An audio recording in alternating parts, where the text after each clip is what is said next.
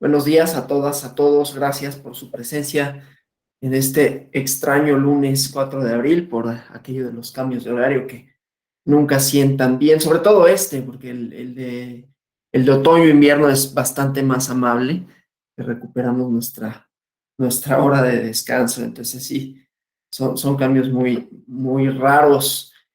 Y para quienes estaban comentando, sí tenemos hoy diplomado a las 8 de la mañana, no nosotros, pero sí hay diplomado a las 8 de la mañana, entonces me imagino que habrá sido un desafío más grande para quienes están en ese diplomado en Derecho Penal Electoral. Bueno, vamos a retomar algunas de las cosas que habíamos visto en la sesión del viernes relativas al presupuesto, al ejercicio presupuestal y las interacciones normativas, que es lo más interesante y que es lo que está en el centro de la controversia.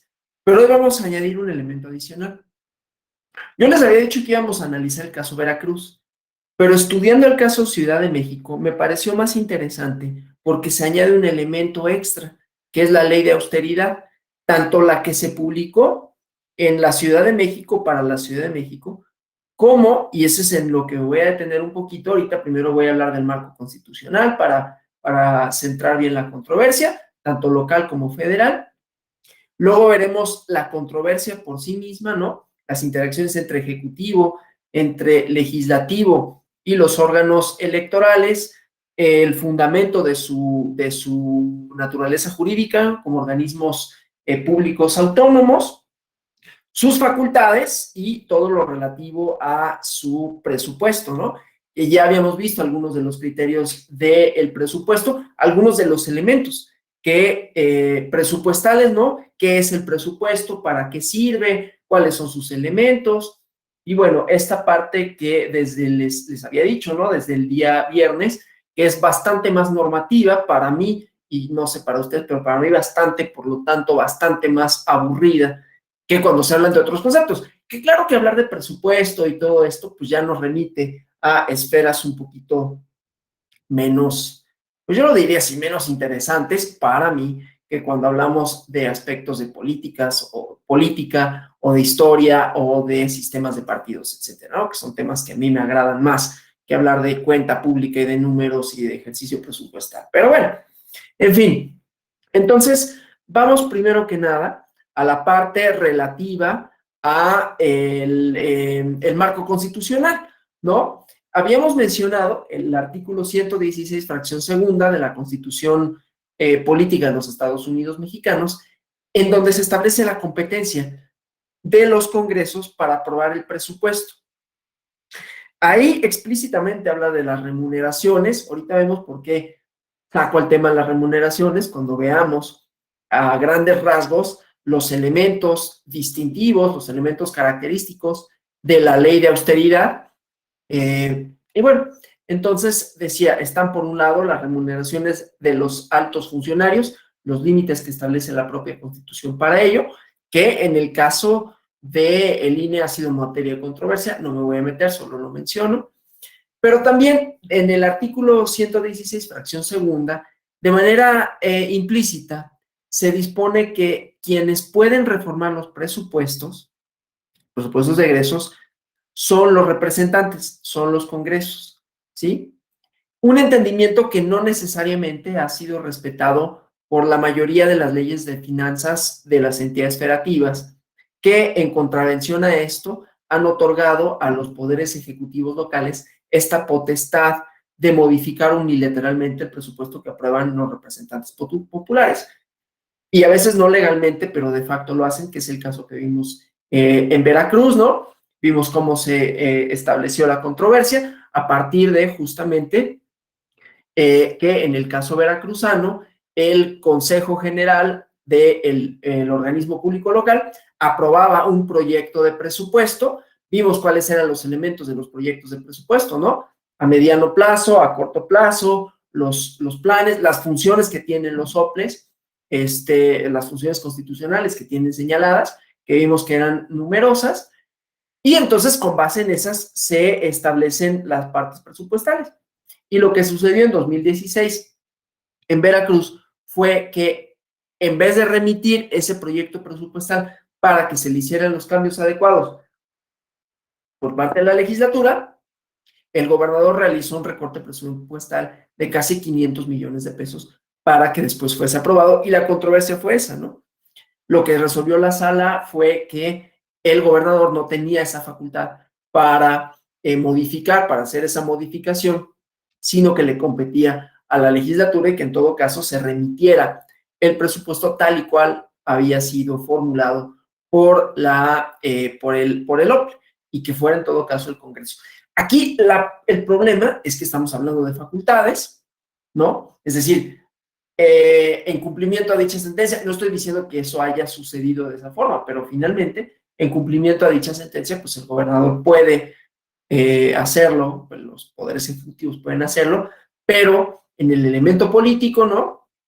En el elemento jurídico político, porque también suponiendo que así fuera, contando con mayorías adecuadas, pues se cumple con ese aspecto formal de la sentencia, pero vuelve a suceder lo mismo en el Congreso. Insisto, no es que haya sucedido necesariamente así en Veracruz, pero ahorita vamos a ver una controversia que tuvo distintas manifestaciones en el ámbito jurídico, político, noticioso de México, y luego vamos a ver un caso en Colima que tiene una cadena impugnativa larga igualmente, ¿no?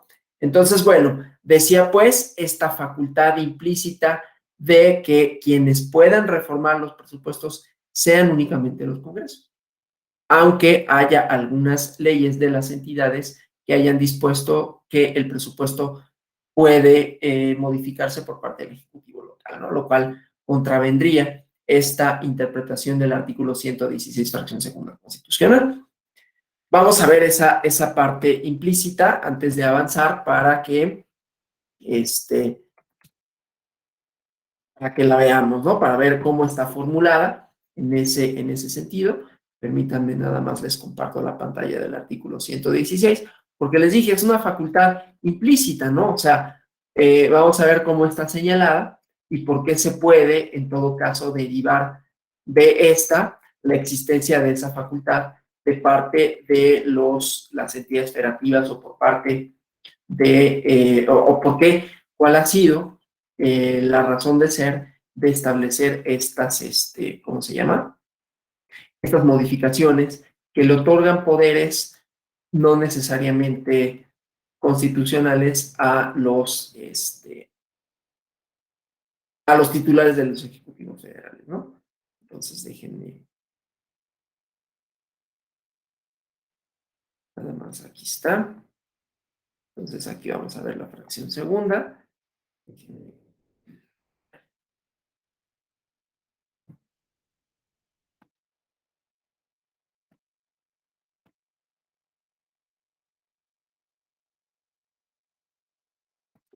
Entonces, en la fracción segunda, por un lado, vemos los representantes, como decía, de las legislaturas de los estados, la parte relativa a las elecciones de estos. Como vemos, tienen muchas modificaciones, muchas adiciones. Este problema que ya en algunos otros diplomados hemos referido de la cantidad de normativa, de la cantidad de instrumentación que hay en la propia Constitución, que no tendría por qué contener esos otros elementos.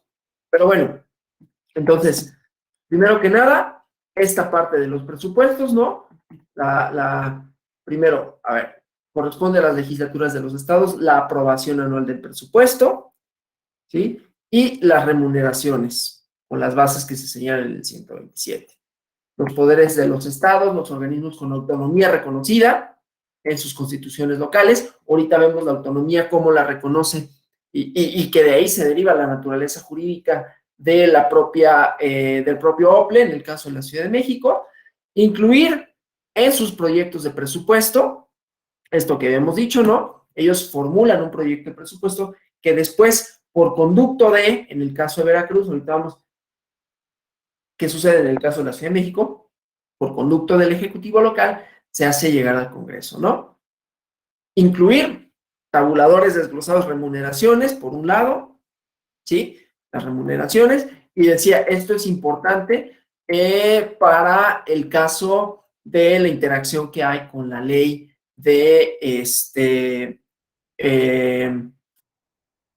la ley de austeridad, ¿no? Igualmente, bueno, Entonces, decíamos aquí, incluir dentro de sus proyectos de presupuesto, ¿no?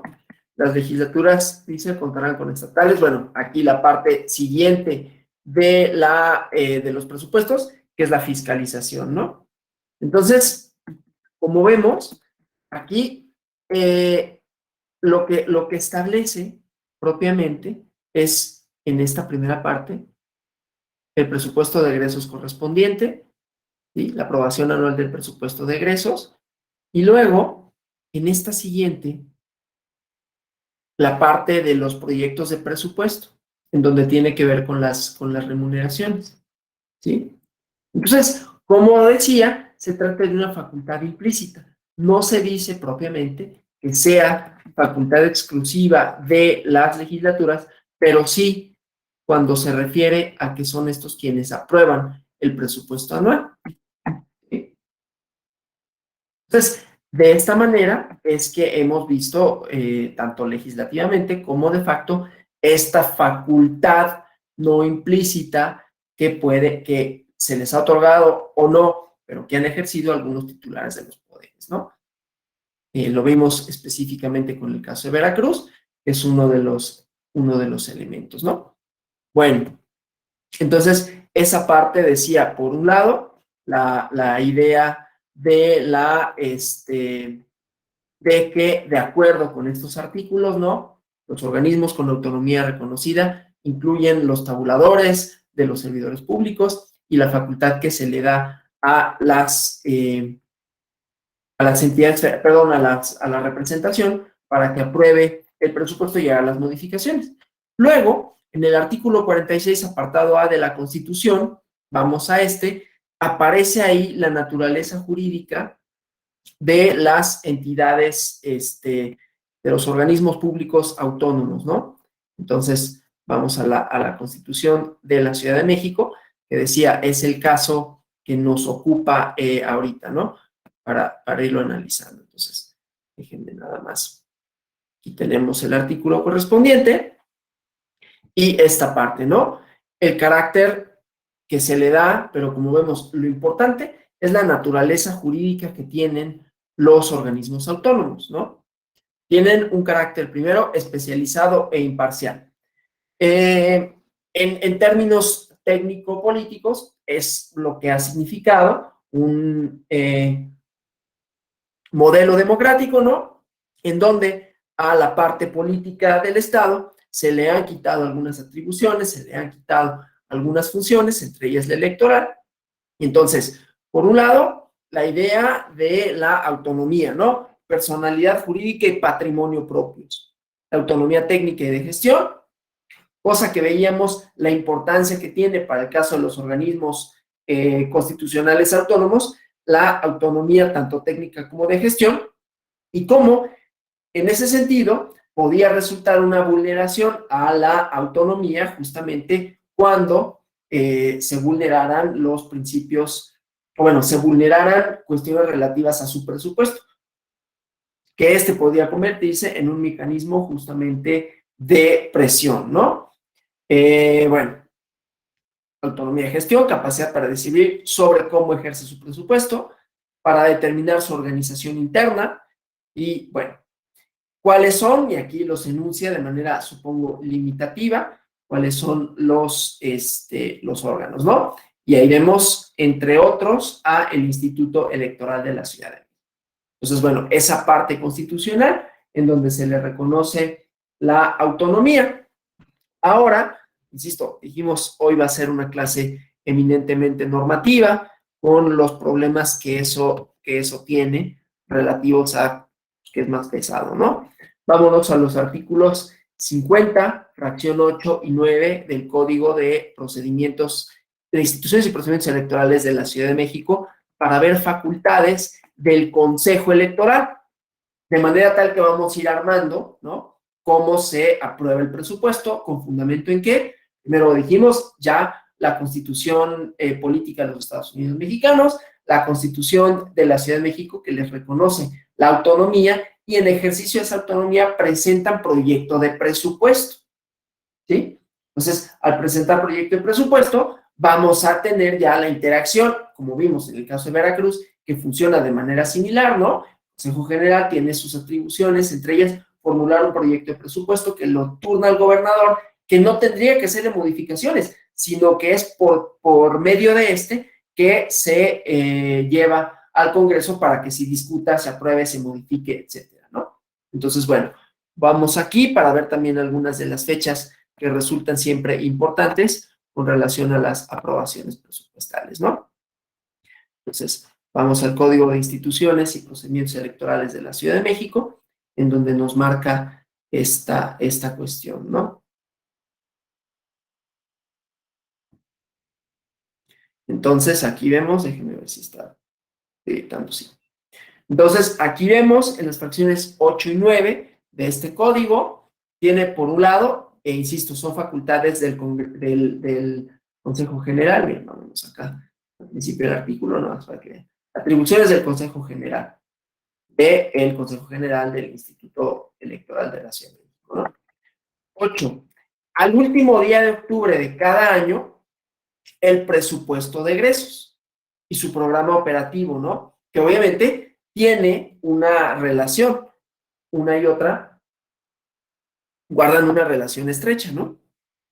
Y se remite igualmente a la jefatura de gobierno, a la jefa o jefe de gobierno, para que se incluya en el presupuesto de egresos de la Ciudad de México.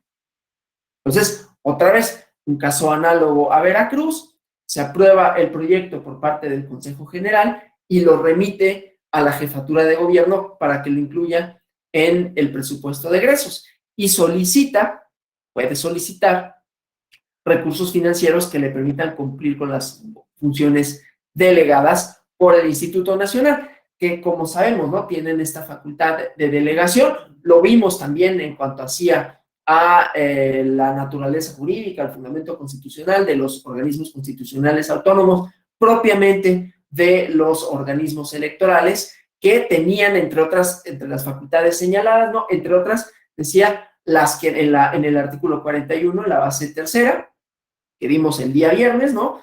Entre otras, aquellas que no estuvieran reservadas para el instituto, pero que el instituto le podía en algún momento delegar, ¿no?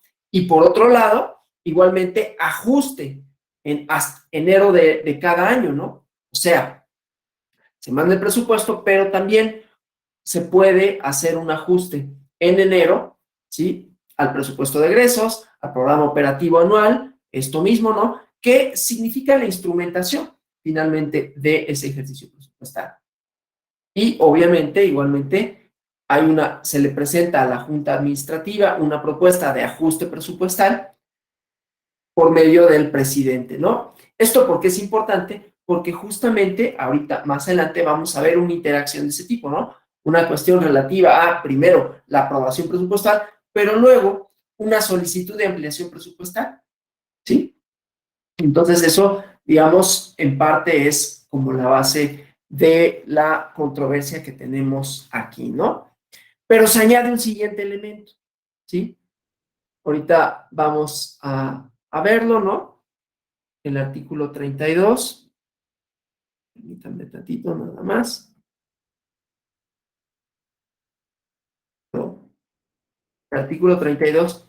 Bueno, vámonos primero a los artículos 7 y 8 de la ley de austeridad, que es en donde decía, se marca una buena parte de la controversia, ¿no? Entonces, déjenme irme a la ley de austeridad. Entonces, decía, son los artículos 7, ahorita se los proyecto, ¿eh? Ok.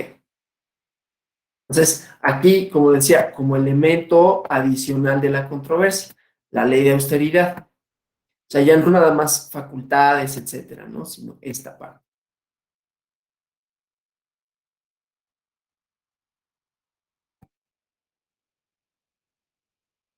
Entonces, por un lado, tenemos en el artículo 7º, ¿no? Autonomía presupuestaria y gestión, esta que se otorga a los órganos autónomos y de gobierno de la Ciudad de México, de conformidad con la Constitución Política. Y bueno, esta, ¿no? La aprobación del presupuesto, enviarlos a la Secretaría para que se integre al proyecto de presupuesto de egresos, a la Secretaría de Finanzas, que pertenece a la Administración Pública Local, en este caso en la Ciudad de México, y la cuestión relativa a los ingresos. Hasta ahí, pues es instrumental el fundamento constitucional, ¿no?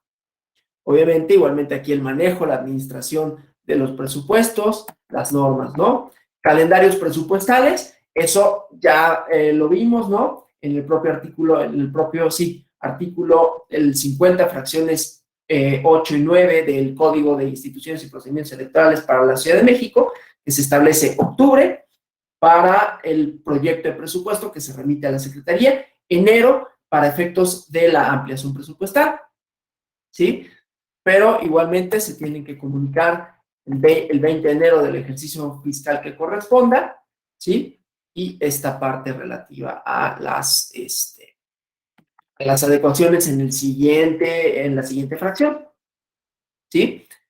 Adecuaciones a sus presupuestos para el mejor cumplimiento de sus programas, previa aprobación, aquí tenemos, ¿no? Sigue siendo esta parte, digamos, de normativa, de qué órgano compete a qué, cómo lo hace, de conformidad con calendarios, eso sí dice, sin exceder sus presupuestos autorizados, etcétera, ¿no? La disciplina presupuestaria, ¿no? Relativa a los ajustes de los presupuestos en caso de disminución de ingresos, ¿no? Igual, esto que sigue instrumentando los principios relativos a la fiscalización, la contabilidad y los informes, ¿no? Y bueno, esta parte. Y luego vamos a ver el artículo 48. Perdón que no avance de esta manera, pero es donde vamos a tener otra vez esta cuestión de la controversia que nos va a ocupar, ¿no? Y que les voy a comentar. Presentar el presupuesto de egresos, los proyectos de presupuesto para integrar los 10 días naturales antes de la fecha de presentación del mismo e incorpora la perspectiva de derechos humanos. De carácter, como decía, bastante instrumental, hasta aquí, no tiene como mayor problemática, ¿no? Vemos únicamente distintas interacciones en las autoridades y se presenta ese proyecto para integrarse, cosa meramente instrumental, ¿no? Solo es una cuestión relativa a quién aprueba el presupuesto y a través de qué organismo se remite a ¿cómo se llama? A el Congreso, que es quien decide, ¿sí? Entonces, bueno. Hasta aquí ese marco normativo. Y ahora vamos a ver la controversia que se suscitó con relación a esto, ¿no? Entonces, bueno, es el marco jurídico, que ya vimos el reconocimiento de la autonomía técnica y de gestión, la cuestión relativa, digo, lo repito por si hiciera falta, relativo a la aprobación presupuestal, a más tardar el último día de octubre de cada año, la cuestión presupuestal de egresos, el programa operativo, se ordena su remisión a la Jefatura de Gobierno, a la Secretaría de Finanzas, ¿no? Para incluirlo en el proyecto de presupuesto. Y bueno, la cuestión de solicitar los recursos financieros, ¿no? De acuerdo con la Constitución local, es a la Jefatura de Gobierno a quien le compete presentar el proyecto de presupuesto al Congreso local, ¿no? Y bueno, después, esta cuestión relativa a los artículos 7 y 48 de la Ley de Austeridad, en donde se establece que son los órganos autónomos y de gobierno que presentan a la Secretaría de Finanzas sus proyectos de presupuesto, que se integran a más tardar días antes de que se presente el proyecto de presupuesto ante el Congreso, ¿no? Y luego, bueno, es la jefa de gobierno o la jefatura de gobierno quien quien presenta a el Congreso para su análisis, para su aprobación, este proyecto de presupuesto, ¿no? Una vez que se haya aprobado esta parte, la propia ley de austeridad autoriza que haya adecuaciones presupuestarias, y ya lo vimos, ¿no? Reducciones, etcétera, ¿no? Entonces, bueno, ¿qué sucedió en este caso? Les voy a contar algunos de los antecedentes, ¿no? Del caso Ciudad de México. El origen de la controversia, estamos hablando del juicio electoral. No les compartí la presentación. No es que tenga mucho, pero viene ahí por lo menos planteado un poco el caso que nos ocupa, ¿no? Déjenme proyectarlo aquí en la presentación, nada más para que tengan como algunos de los antecedentes del caso, ¿no? Como estaba compartiendo otras pantallas, ya los compartí este. Entonces decía, pues, el origen de la controversia es una solicitud de ampliación presupuestal que el Instituto Local de la Ciudad de México realizó a la Secretaría de Finanzas de la Ciudad de México. Se hizo en enero del año correspondiente, el año 2021, y también, bueno, el Consejo General aprobó primero, ya vimos, ¿no?, las fases. Primero aprobó, un proyecto de presupuesto de 274,390,305 pesos, ¿no? Números más, números menos. Luego, este es importante, ¿no? Lo remite a la Jefatura de Gobierno, a la Secretaría de Finanzas. Otra vez, repito la cantidad, por si hiciera falta. Vamos a ponerlo en números redondos para no pelearnos con cantidades. 2,175 millones de pesos, ¿no? Y la titular del Ejecutivo reduce la cantidad presupuestaria a 1,587 millones de pesos. Una reducción importante. Pero tenemos un caso análogo a lo que sucede en Veracruz, ¿no?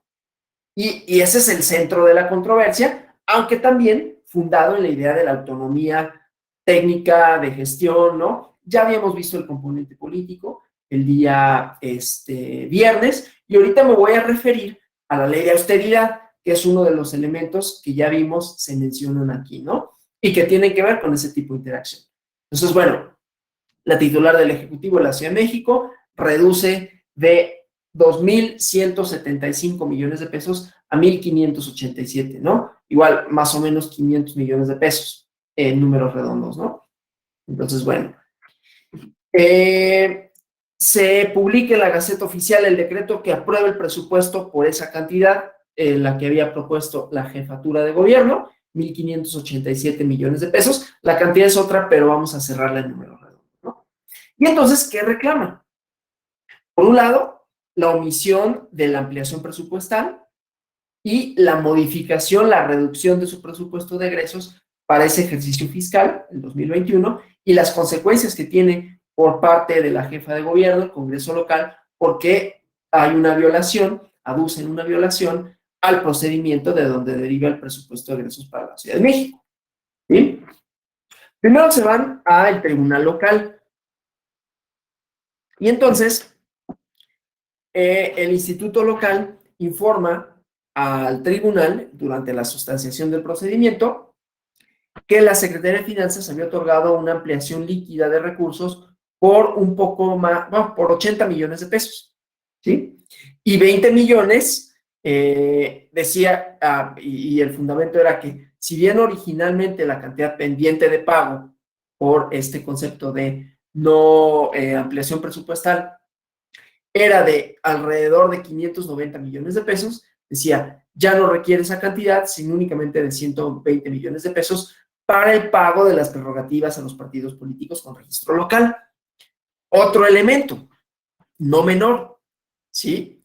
Porque además, dentro de las distintas facultades que tiene el instituto, en su proyecto de presupuestos también se contemplan las prerrogativas a los partidos, de manera tal que los partidos políticos reciben sus recursos a través del instituto que los integre en su presupuesto de egresos, ¿sí? Entonces, bueno, por un lado, respecto de la modificación, la reducción presupuestal, el tribunal local sobreseyó el asunto, ¿no?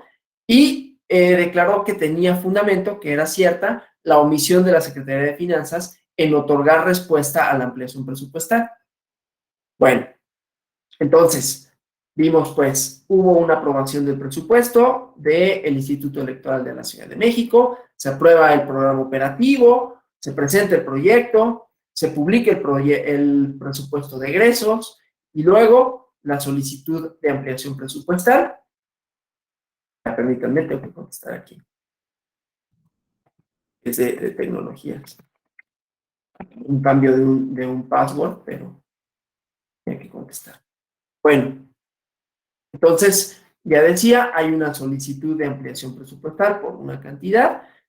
Luego, un oficio en donde se informa que no se podía analizar este planteamiento de parte de la Secretaría de Finanzas y se van a sala superior a juicio electoral federal relativo a esa omisión de otorgar la ampliación presupuestal. Y ya decíamos, entre otras cosas, supone la ampliación en este caso, pero el presupuesto en términos generales, el pago de las prerrogativas a los partidos políticos, ¿no? Entonces, bueno, este asunto, además, tuvo un elemento adicional que es una controversia constitucional, ¿no? Y bueno, entonces, tiene una cadena procesal bastante larga, pero el chiste, pues, es que llega a este juicio electoral 273/2021. Vamos a hacer referencia a la controversia con relación a esto, ¿no? Entonces, bueno,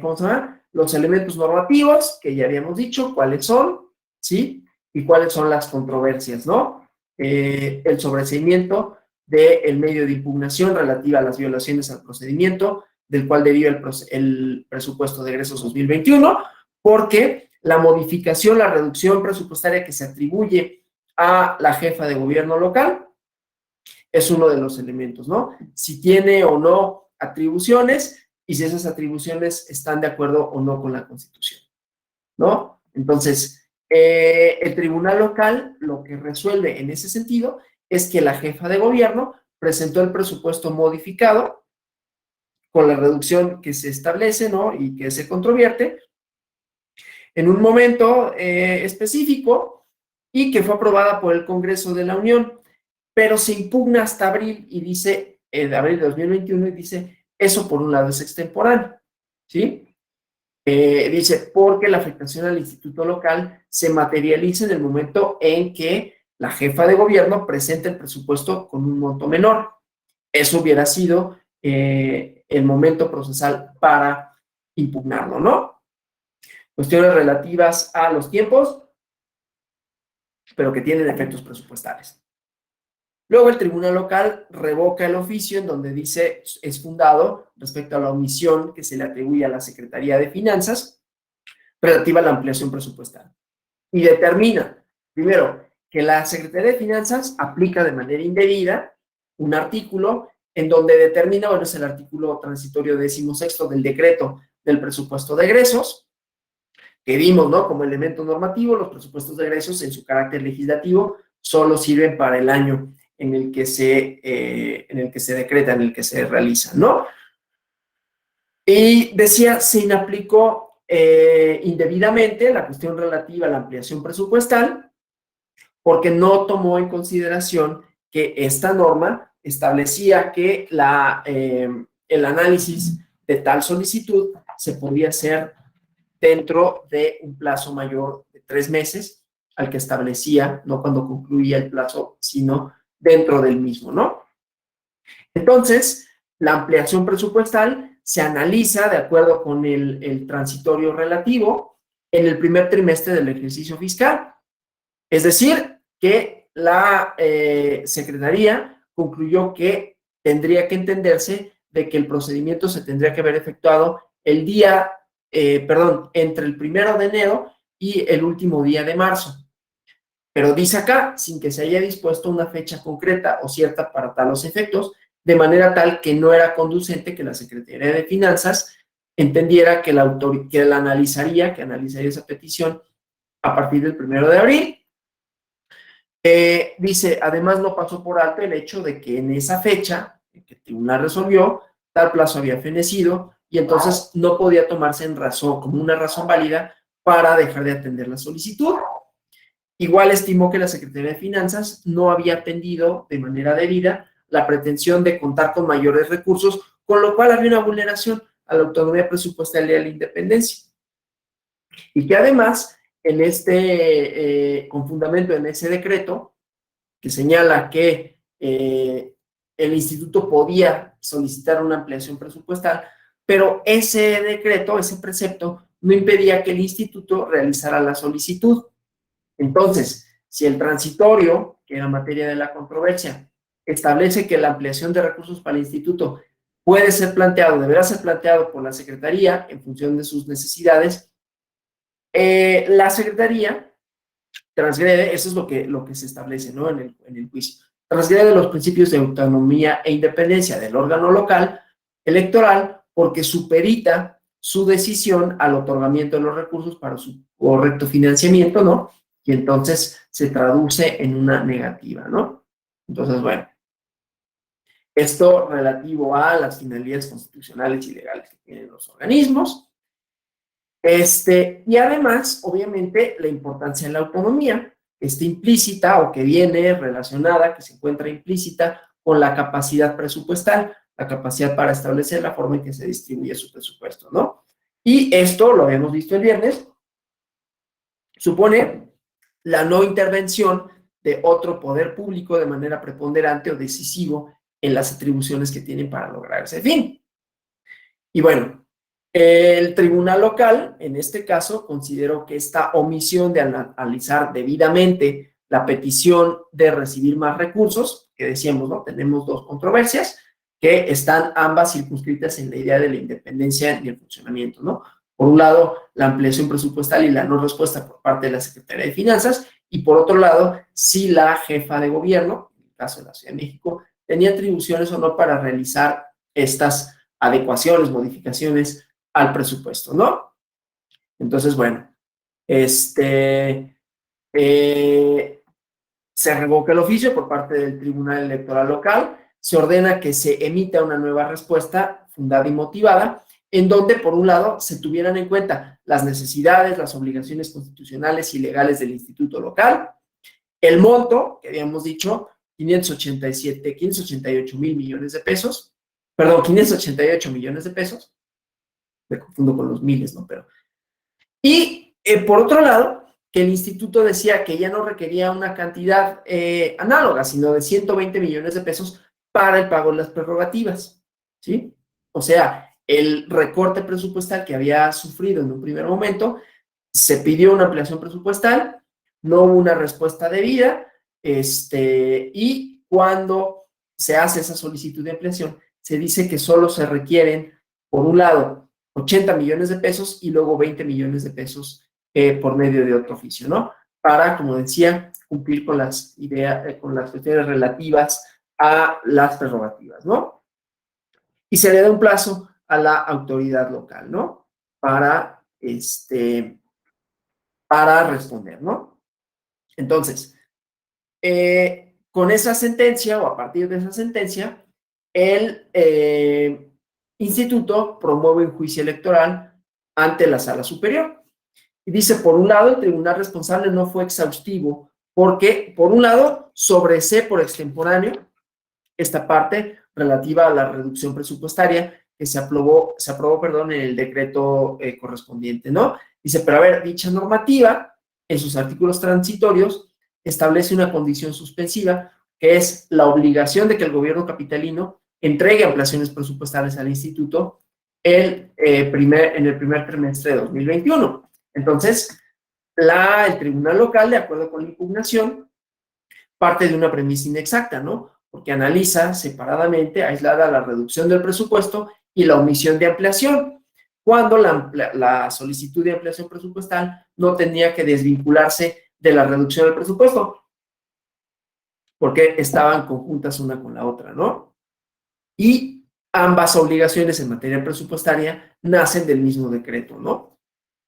Y entonces el tribunal local, según el instituto, viola en perjuicio de el principio de exhaustividad, ¿no? Una cuestión ahí procesal. Por otro lado, no se refiere a la inconstitucionalidad relativa a la injerencia, pues, de las decisiones que tiene el poder público sobre las autoridades electorales, ¿no? Entonces, bueno, eso, digamos, como marco de la controversia. Ya vimos cuál es el marco constitucional aplicable al caso, pero decía, aquí tiene un elemento adicional, que es la ley de austeridad republicana, ¿sí? La ley de austeridad republicana tiene, entre otros elementos, tiene entre otros fundamentos, ¿no? Esta cuestión relativa a el ejercicio presupuestal. Tiene una serie de premisas, ¿no? Igualmente, relativas a cuáles son las atribuciones, cuál es inclusive el quehacer ético que debe de regir en las cuestiones presupuestales. Y entonces, con base en eso también pues establecieron una serie de restricciones relativas a el ejercicio presupuestal, ¿no? Entonces, bueno, sujetando o supeditando de alguna forma al Instituto Electoral a esa ley, decía, aprobada por la legislatura de la Ciudad de México. Eso como un elemento adicional de la controversia, ¿no? Entonces, bueno, fue aprobado el presupuesto de egresos, etcétera, ¿no? Entonces, lo que se pedía era revocar la sentencia impugnada, que se ordenara a la Secretaría de Finanzas que se entregara la ampliación presupuestal para estar en posibilidad del instituto de cumplir con sus atribuciones constitucionales y legales y con el programa operativo anual. Es decir, que la negativa de ampliación presupuestal, de entregar los recursos, vulneraba la autonomía y la independencia porque estaba supeditado el correcto funcionamiento al otorgamiento de recursos suficientes para sufragar y hacer frente a sus obligaciones a un órgano del Poder Ejecutivo, ¿no? Entonces, bueno, esa parte, ¿no? Entonces, vamos a eso, ¿no? En cuanto al sobreseimiento, en la sentencia se establece si es indebido o no. Dice, en este caso es infundado porque en esa modificación, en esa reducción presupuestal que se le atribuía a la jefa de gobierno y al Congreso local, como estableció el Tribunal Electoral local, se tuvieron que impugnar los actos vinculados con los vicios del procedimiento de aprobación del presupuesto, el presupuesto de egresos, ante la supuesta indebida reducción o modificación del presupuesto. Entonces, dice, fue correcto el sobreseimiento. Tenemos este elemento, ¿no? O sea, ya no se está peleando propiamente las facultades o no de la jefa de gobierno para reducir el presupuesto, sino cuándo puede impugnar tal cuestión cuando se presente el presupuesto de egresos, ¿sí? Lo que dice el instituto es que la reducción, la modificación presupuestaria que se atribuye a la jefa de gobierno quedó sujeta a la condición suspensiva relativo a el presupuesto de egresos, ¿no? Dice, tal cosa no es así, porque la reducción, la modificación del presupuesto que aprueba el Consejo General del Instituto Local, que se remite a la jefa de gobierno para que integre el proyecto de egresos, por un lado, y la ampliación presupuestal por otro, tienen verificativo en dos momentos distintos. O sea, son actos que tienen una temporalidad distinta. Por un lado es la aprobación del presupuesto, vimos cuándo se podía hacer, y la ampliación presupuestal, que tiene también su propia calendarización. Y por lo tanto, sus efectos jurídicos, adversos, impugnables, se concretizan separadamente y se impugnan cuando generan esta afectación. La afectación del primero, y con ello el ejercicio debido o indebido de las facultades de la jefa de gobierno, en el caso de la Ciudad de México, cuando se realiza, pues justamente cuando se remite, cuando hace esta remisión la jefa de gobierno del proyecto de egresos para que lo apruebe el Congreso local, que es la reducción o la modificación, que es lo que sí sucedió en el caso de Veracruz, ¿no? Cuando el gobernador remite el expediente al Congreso y hace la reducción correspondiente, ya hemos dicho, eran como 500 millones de pesos, es ahí donde el instituto local hace la impugnación relativa no únicamente al presupuesto y sus afectaciones relativas a la independencia e imparcialidad del órgano, sino a las facultades que no tiene el gobernador o los ejecutivos, con fundamento en los principios establecidos en el artículo 116, fracción segunda de la Constitución, para dichas modificaciones, ¿no? Entonces, la reducción, la modificación, su materialización es cuando la jefa o jefe de gobierno remite el proyecto de presupuestos para que lo apruebe el Congreso local. La segunda, la ampliación, es una modalidad que prevé la ley de austeridad, que ya vimos, ¿no? Que permite que distintas autoridades, entre ellas los organismos autónomos, soliciten una modificación a lo ya aprobado, ¿sí? Y lo que ya aprobado por el Congreso local, ¿no? En el presupuesto de egresos. Entonces, aquí lo que genera afectaciones al promovente, primero es la emisión del paquete financiero que realiza la jefa de gobierno por la reducción de más de 500 millones de pesos, pero en ese momento el organismo público autónomo ya no tiene posibilidad de percibir ese monto que aprobó como parte de presupuestos. Entonces, la jefa de gobierno, con ese acto, con esa reducción, propone al Congreso local un monto menor, distinto al que presenta el instituto local, y podría considerarse que ahí está la afectación al ejercicio presupuestal, ¿no? Que dispondría para el año de 2021 el instituto, ¿no?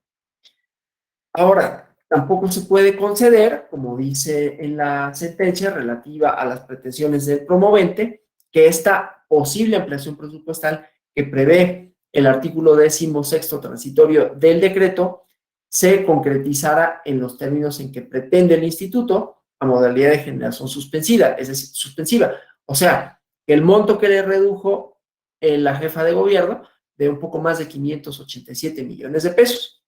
Y esto porque en el transitorio que se establece hay una posibilidad que en el primer trimestre del ejercicio fiscal del año que corresponde, 2021, la Secretaría, coordinada con el Instituto Local, en función de sus necesidades, plantee la ampliación del recurso, ¿no?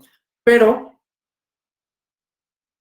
esa ampliación, esa solicitud de ampliación presupuestal, no estaba sujeta a una cantidad específica que fuera equiparable con la reducción que hizo la jefa de gobierno, ¿sí? Entonces, la reducción presupuestaria que realiza la jefa de gobierno en el Plan Financiero 2021 queda supeditada al cumplimiento de ese artículo transitorio que no establece que la ampliación sea por un monto fijo, sino que es una posibilidad que queda sujeta a los ingresos que tiene la Ciudad de México durante el primer trimestre.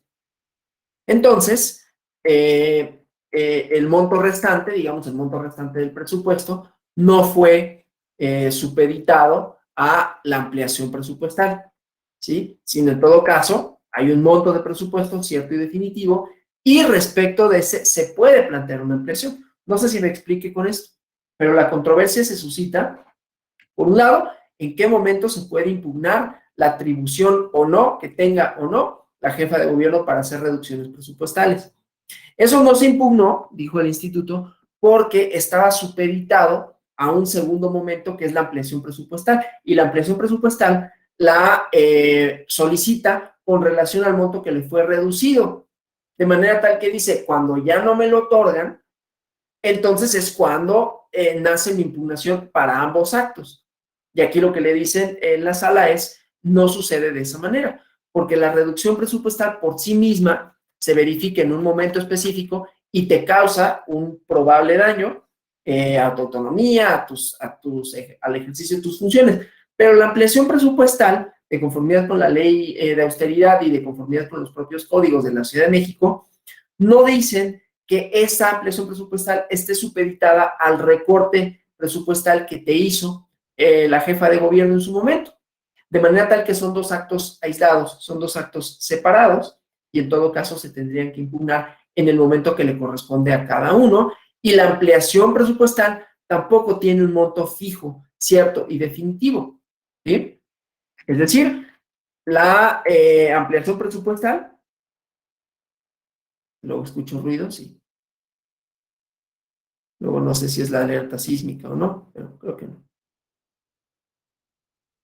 que como aquí no se escuchan muy bien, decía pues, la ampliación presupuestal en esta controversia es una expectativa. Sí, Juan Ignacio. Es que a ver si entendí. Está diciendo el precedente que no se vinculan, sino que hay que impugnar cada acto de aplicación y no que se actualiza conforme cada acto de aplicación la oportunidad para impugnar. ¿Así lo entiendo? Sí, lo que pasa es que, de acuerdo con el instituto, la ampliación presupuestal es en donde se materializa la afectación, porque al haber una posibilidad de solicitar una ampliación presupuestal y al haber solicitado por la misma cantidad que le fue recortada la ampliación presupuestal, es que según el instituto nace el derecho para impugnar el propio ejercicio, indebido o no, de la jefa de gobierno de reducción. No antes, insisto, porque de acuerdo con el instituto, la aprobación del presupuesto total está supeditado a la ampliación presupuestal. Y aquí lo que le dicen, no, la ampliación presupuestal es una cuestión que puede otorgarse o no, es una expectativa de derecho, ¿no? Puede solicitarla de conformidad con la ley de austeridad, pero la aprobación del presupuesto es una cosa que no está supeditada, que no está vinculada necesariamente con la ampliación presupuestal. No sé si me explique. O sea, tienes tú tu propio procedimiento para solicitar un presupuesto y ahí cuando se otorga o no se otorga, es más, cuando la jefa de gobierno hace una reducción, es que nace tu derecho subjetivo público para reclamar esa reducción. Y el instituto dijo, es que el derecho surge cuando se me niega la ampliación presupuestal porque es ahí donde se materializa la afectación de la jefa de gobierno que me redujo el presupuesto. Aquí le dicen, no, la afectación son dos tipos de afectaciones en todo caso, ¿no? La cuestión relativa a la ampliación presupuestal y la cuestión relativa al ejercicio debido o indebido de las facultades de la jefa de gobierno a la hora de hacer un recorte presupuestal. No sé si me explique. Sí, ya se explica. No, o sea, no hay conexidad entre los actos propiamente. Exacto. Son separados cada Son uno. Independientes. Son independientes uno con otro. A mí me parece que es mucho más problemático. Ajá. Trabajarlos así. Sí, lo que pasa es que, como dice más adelante, la ampliación presupuestal es una expectativa, no es un derecho propiamente a ejercicio de recursos adicionales que correspondan al monto equivalente que había solicitado inicialmente el instituto local, ¿no? O sea, que pudiera suspender en todo caso el cumplimiento, sino que se trata de una obligación, habrán ustedes en sus clases de obligaciones, ¿no? Una condición suspensiva es que cuando de su cumplimiento depende la existencia de la obligación, ¿sí?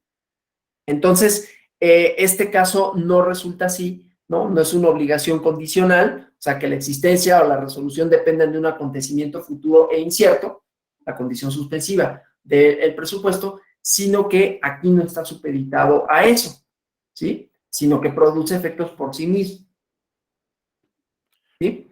Entonces, Sí. en todo caso, sí, dime. Es que aquí hay tres cosas que podemos impugnar. Uno, la falta de asignación de recursos por parte de la Sí, Secretaría de Finanzas. sí. La falta de asignación de recursos por parte del Congreso al aprobar el presupuesto.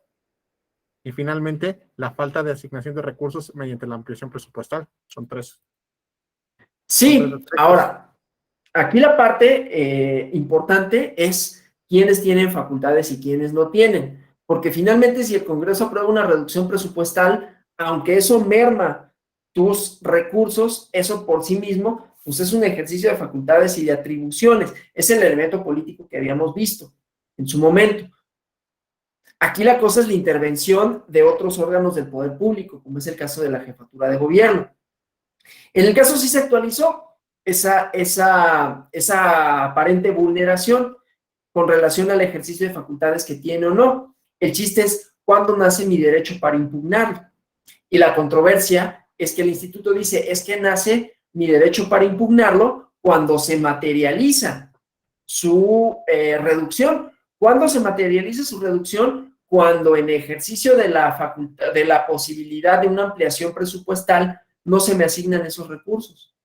Y aquí le dicen, no, es que la ampliación presupuestal es una posibilidad, es algo que se te puede otorgar o no con relación a los propios ingresos que tenga el gobierno de la Ciudad de México. En todo caso, cuando tú presentas tu proyecto de presupuesto y este te es reducido, es ahí donde, por parte del Ejecutivo, y por lo tanto de manera probablemente indebida, es ahí donde nace tu derecho para impugnar esa reducción. Y la reducción no está supeditada a la ampliación, porque la ampliación es una posibilidad que por sí misma no te otorga una cantidad específica, ¿sí? Entonces, ese es el centro de esa controversia y de esas interacciones.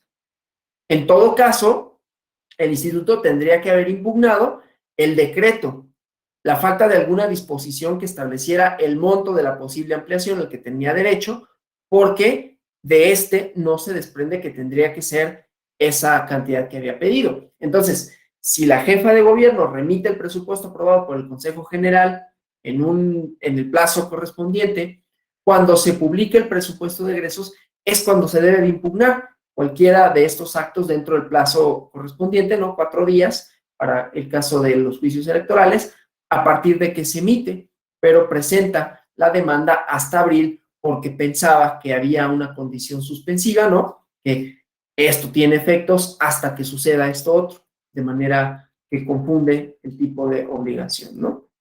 Entonces, bueno, ahora, también dice, hay una inconstitucionalidad respecto del artículo sexto transitorio del decreto.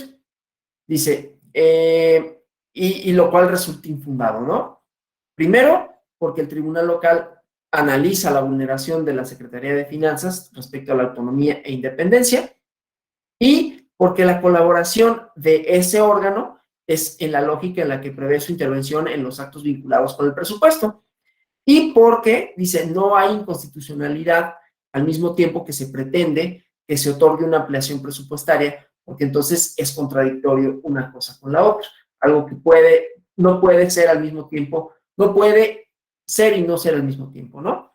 Es decir, el tribunal local, ante el tribunal local, el instituto controvierte la inconstitucionalidad supuesta del artículo 16º transitorio, que tiene que ver con que el Ejecutivo intervenga de manera preponderante a través de una de sus secretarías o decisiva en las atribuciones del órgano constitucional autónomo. Entonces, de acuerdo con estos términos en que Probomete cuestiona el artículo sexto transitorio, dice, fue incorrecto que la ampliación se tuviera que plantear en coordinación con la Secretaría de Finanzas porque lo condiciona a la ampliación presupuestal, ¿sí? Lo cual no es debido, ¿no? Y entonces, esa es la violación a la autonomía presupuestaria y, por lo tanto, al principio de división de poderes. Entonces, no se cuestiona de manera directa la inconstitucionalidad de ese artículo, sino que se dice que es indebida la intervención de la Secretaría de Finanzas en el procedimiento de aprobación de la ampliación presupuestaria, que ese es el segundo elemento que se iba a analizar, ¿no? Una vez que hubo esta reducción presupuestal, que la misma no fue, ¿cómo se llama?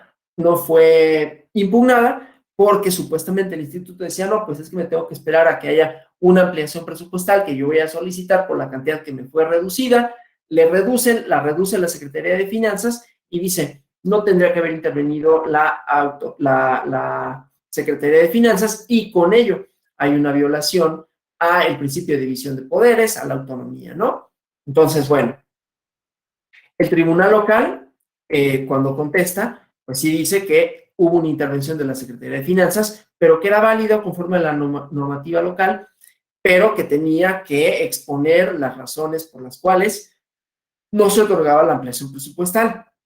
La ampliación presupuestal, como dijimos, tiene una condición específica de una expectativa de derecho. Puede otorgarse o no también de conformidad con los recursos que se tienen, pero no es un derecho que otorgue una cantidad específica, ¿no? Que es lo que reclamaba el instituto. Bueno, los 588 millones de pesos que no me otorgó, que me reportó la jefatura de gobierno, los voy a solicitar vía ampliación presupuestal. Le hacen una negativa, ¿sí? Pero en esa negativa interviene la Secretaría de Finanzas y entonces dice, no tendría que haber intervenido, pero al mismo tiempo le solicita la ampliación presupuestal, ¿no? Entonces, bueno, decía que el instituto impugna que actuó de manera indebida la Secretaría de Finanzas, pero solicita la asignación de ampliación en los mismos términos del propio artículo que está impugnando, ¿no? Entonces, esa es otra de las partes que le decía que le causaban afectación.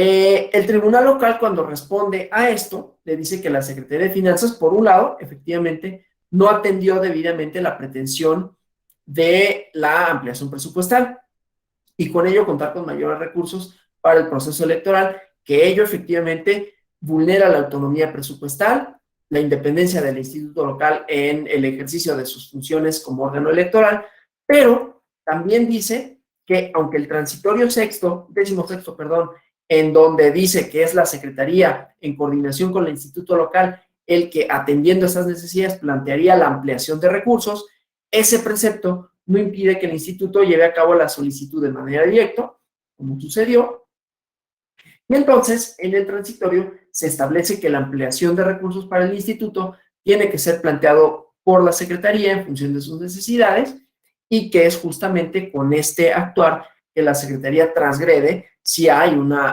afectación, ¿no? Los principios de autonomía e independencia porque supedita la decisión, el otorgamiento de los recursos, pero no dice por qué, ¿sí? Entonces, bueno, esta cuestión relativa también, dice, la participación de la Secretaría de Finanzas que se inscribe, en la lógica de la intervención de la ley orgánica y de la ley de autoridad, la ley de austeridad, ¿no? Relativa a esta parte del presupuesto, ¿sí? Tanto así que se establece asignaciones adicionales, ¿no? Que ya habíamos dicho, por 100 millones de pesos. Entonces, bueno, aquí igualmente otra serie de interacciones entre las leyes orgánicas de la Ciudad de México, la ley orgánica local, que establece que la titular de la jefatura de gobierno se auxilia de sus demás dependencias para el despacho de sus negocios, entre ellas la Secretaría de Finanzas, a quienes, entre otras cosas, le corresponde también controlar el ejercicio del presupuesto de egresos, ¿no? O sea, en una segunda parte, vimos ya lo relativo a la presentación del presupuesto, quién lo presenta, con qué calendarios, cómo se instrumenta, pero luego ya habíamos visto que los presupuestos, una vez que son aprobados, tienen un elemento adicional, que es la evaluación del gasto público, ¿no? Y entonces, dentro de esto, el control del presupuesto de egresos, ya no la ley de ingresos, si recuerden cuando hablamos del equilibrio fiscal, ¿no? Que normalmente se gasta más, los déficits, pero que además, en el caso de los gobiernos, por alguna razón, primero se presupuestan los gastos y luego se ve con cuánto se cuenta, ¿no?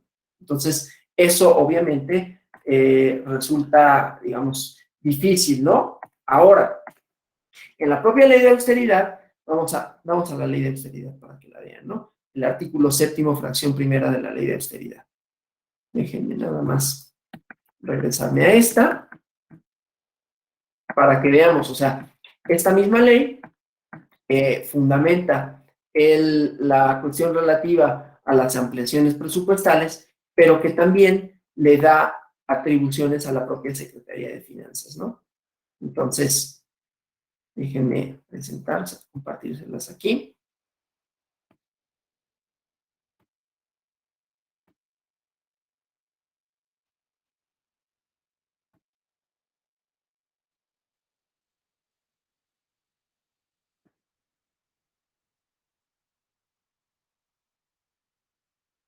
Relativo a la autonomía presupuestaria, la gestión que se otorga a los órganos autónomos, ¿no? Entonces, aquí lo que vemos es que tienen que aprobar sus proyectos de presupuesto que se envían a la Secretaría de Finanzas, se observan, o bueno, deben de observar las previsiones de ingresos que les comunica la Secretaría de Finanzas. Entonces, relativo a las adecuaciones presupuestales, déjenme avanzar en el artículo, ¿no? Con relación a las adecuaciones presupuestales, ¿Qué nos dice el artículo 22?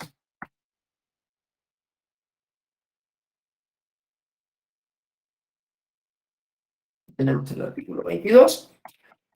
Jefe de gobierno, por conducto de la Secretaría, se pueden autorizar erogaciones adicionales a las que se hayan aprobado el presupuesto de egresos con cargo a los ingresos excedentes.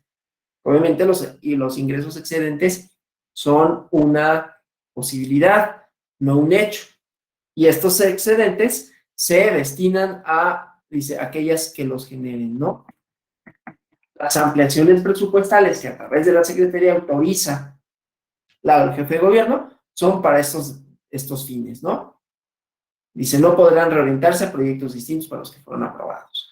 Bueno, entonces ahí tenemos otra interacción, digamos, normativa. Entonces, estas erogaciones que se pueden autorizar por conducto de la Secretaría de Finanzas a través de la Secretaría de Finanzas, pero que las autoriza la Jefatura de Gobierno, erogaciones adicionales, ¿sí?, que se van a solicitar, adicionales a sus respectivos presupuestos, siempre y cuando permitan un mejor cumplimiento de los objetivos de las funciones a su cargo y son informadas al jefe de gobierno por la Secretaría. Entonces, atendiendo a lo que planteaba el instituto en su demanda primigenia, el tribunal local, de manera válida, analizó la aplicación de este transitorio 16º y no con relación a la inconstitucionalidad del mismo, porque los vicios propios vinculados con el procedimiento de aprobación del presupuesto se tendrían que haber impugnado cuando se remitió el proyecto de egresos, ¿no? Volvemos a esa parte. Entonces, se hizo adecuado tratamiento jurídico por parte del tribunal local cuando estudia el transitorio desde cómo opera, no su inconstitucionalidad relativa al ejercicio de facultades que hubiera tenido que impugnarse cuando no se impugnó más bien el presupuesto, no con el ejercicio de la ampliación presupuestal, porque entonces ahí se está reconociendo esa atribución, ¿sí? Bueno, entonces, eso por un lado, ¿no? Y luego, decíamos, la ampliación presupuestal que prevé ese artículo transitorio 16º y planteamiento que hizo con relación a esto el promovente, ¿no?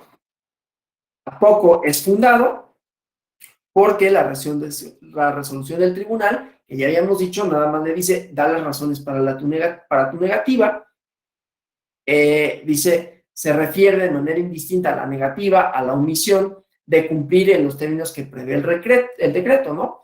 Razonó en contestación a los agravios debidamente y no estableció, además, un monto concreto para la asignación de la ampliación, ¿no? Otra vez, aquí hay una cadena de, por un lado, está la cuestión presupuestaria, la independencia, etcétera, pero hay una cadena de errores procesales, digamos, ¿no? ¿Cuándo nace mi derecho subjetivo para impugnar el presupuesto? ¿Y qué relación guarda eso con la ampliación presupuestal? Ninguna. La ampliación presupuestal es una posibilidad, pero esa ampliación presupuestal no tiene que ser equivalente, ni podrá ser equivalente al monto no autorizado en el presupuesto de egresos. De manera tal que una negativa de asignar una cantidad por concepto de ampliación presupuestal no está supeditada al recorte, legal o ilegal, pero que no fue impugnado en el momento procesal oportuno, ¿no? Entonces, bueno, eso con relación a esta normatividad y con una interacción adicional relativa a la ley de austeridad, ¿no? Entonces, bueno, es este asunto. Y ahora vamos a un último juicio electoral, igualmente, ¿no? Que ahorita les voy contando igual cuáles fueron sus elementos, cuáles son sus antecedentes, etcétera, ¿no? Este es el caso Colima, es un expediente nuevecito, se dictó apenas hace menos de un mes, ¿no? El 10 de marzo de 2022, es el juicio electoral 26/2022, ¿no? Entonces, igualmente, aquí vamos a ver una resolución del Estado de Colima, del Tribunal Electoral del Estado de Colima, que se confirma, ¿no? Pero lo mismo, un proyecto presupuestal en donde el Consejo General, mediante el acuerdo correspondiente, el funcionamiento es más o menos el mismo, ¿no? Atribuciones que tienen los consejos generales para aprobar el presupuesto para los ejercicios fiscales correspondientes, ¿no? Y luego se remite al titular del Ejecutivo para que lo integre en su presupuesto.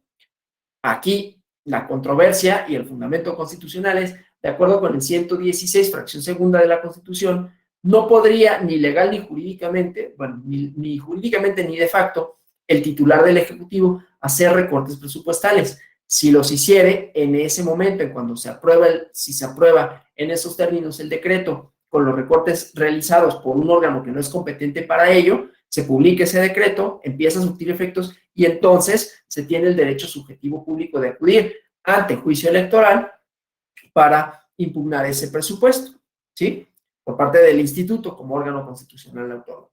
Bueno, si no fuera así, como el caso de la Ciudad de México, ahí fenece, después de los 4 días, ya no tienes posibilidad jurídica de impugnarlo.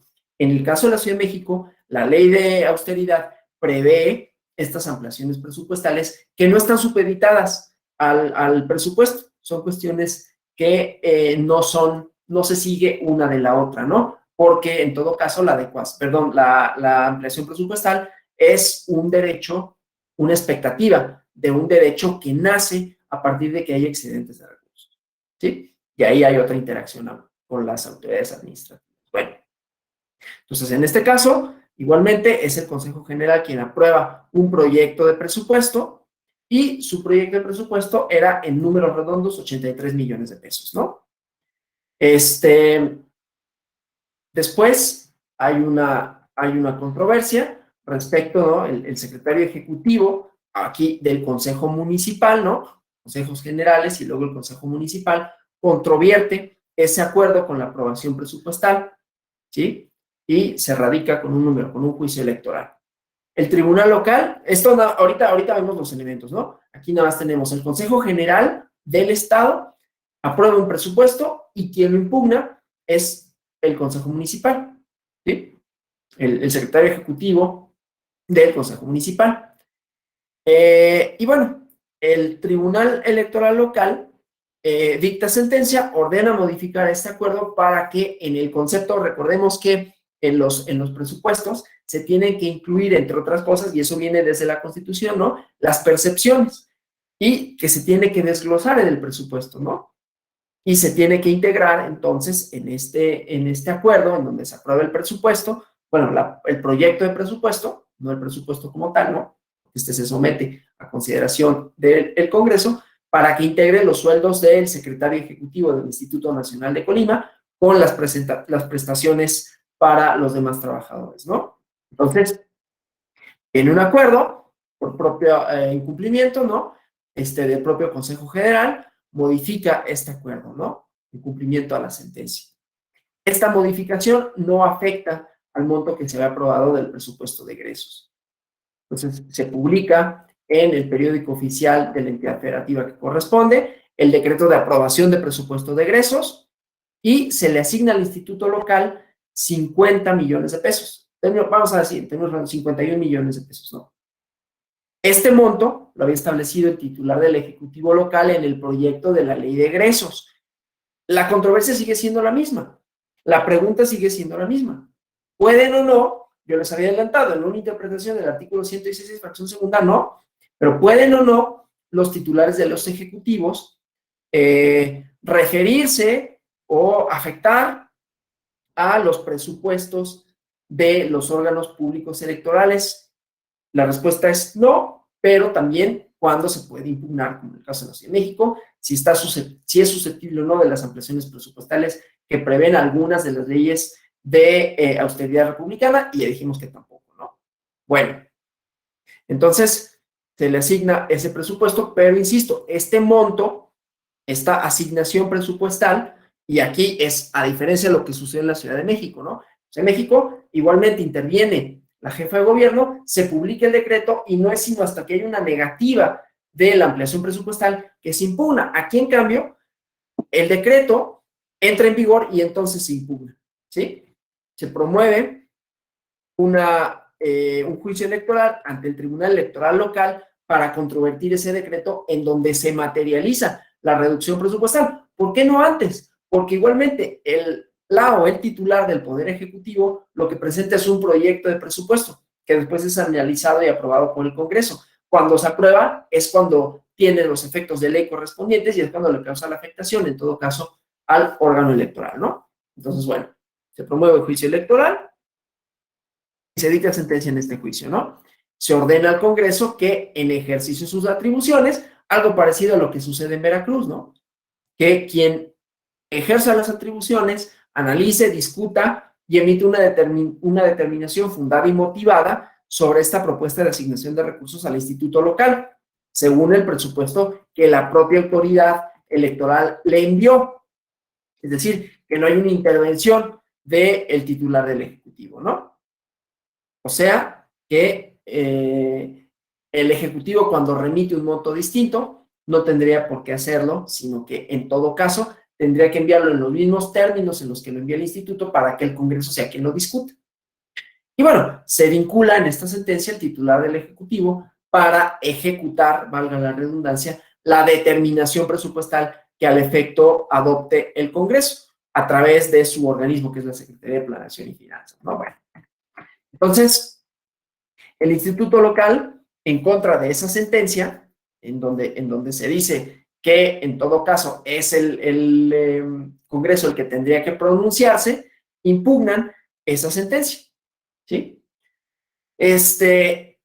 Por razones de distribución de competencia territorial, es la Sala Regional Toluca que recibe la demanda, pero le solicita a la Sala Superior la competencia, ¿no? Porque se trataba de un presupuesto de un organismo público electoral local. Remite a la Sala Superior y se radica el expediente correspondiente, ¿no? Bueno, entonces ahora vamos a ver los fundamentos y la cuestión relativa. Aquí tenemos otro tipo de interacción, ¿no? Aquí ahorita vemos qué es lo que impugna, pero otra vez de la distribución de competencias en las aprobaciones presupuestales y sus asignaciones, ¿no? Entonces, bueno, como decía, hay una aprobación presupuestal, hay una modificación con relación a la autoridad municipal, luego una publicación del presupuesto de egresos en donde el Ejecutivo local ejerce facultades que le corresponden o no, ahorita vemos, relativas a una reducción presupuestal. El Tribunal Electoral Local efectivamente dice que es al Congreso a quien le corresponde analizar, discutir, emitir las cuestiones relativas a la asignación de recursos del Instituto Electoral Local, ¿no? Entonces, que no sea el Ejecutivo local, pero al Instituto Local no le convence esta sentencia y dice, primero, no hay una atención exclusiva congruente a lo que se solicita, porque con relación a lo que se solicitó, se dice, se tendría que prevenir al Ejecutivo local para que no fije techos financieros al Instituto local para cada ejercicio fiscal. O sea, buscaban de una manera más amplia darle efectos a esto permanentes, ¿no? O sea, otra vez, que en lo sucesivo no hubiera fijación de techos financieros al Instituto local para cada ejercicio fiscal y que esto lo sujetara al proyecto de presupuesto de egresos, ¿no? Y la sentencia dice no se ocupa de tal cuestión.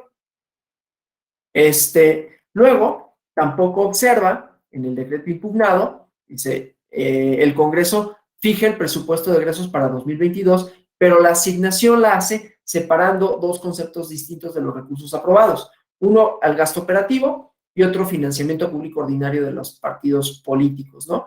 Y dice, eso es una intromisión a la esfera jurídica, exceso de atribuciones, porque el presupuesto aprobado forma parte de su patrimonio.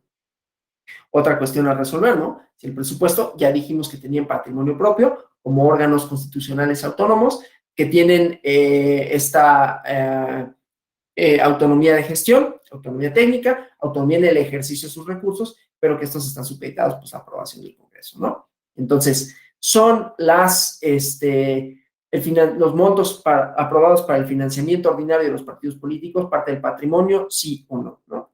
Entonces dice, bueno, primero que nada, con relación a esto, ¿no? Pues obviamente la cuestión relativa a las facultades, a la tutela judicial efectiva, ¿sí? Y los principios de exhaustividad, porque era una primera parte de que se controvertía, ¿no? Que la sentencia no había añadido esta parte relativa a solicitarle al Ejecutivo, vincularlo para que en lo sucesivo no se pronunciase sobre el techo financiero a los organismos electorales, ¿no? Entonces, bueno,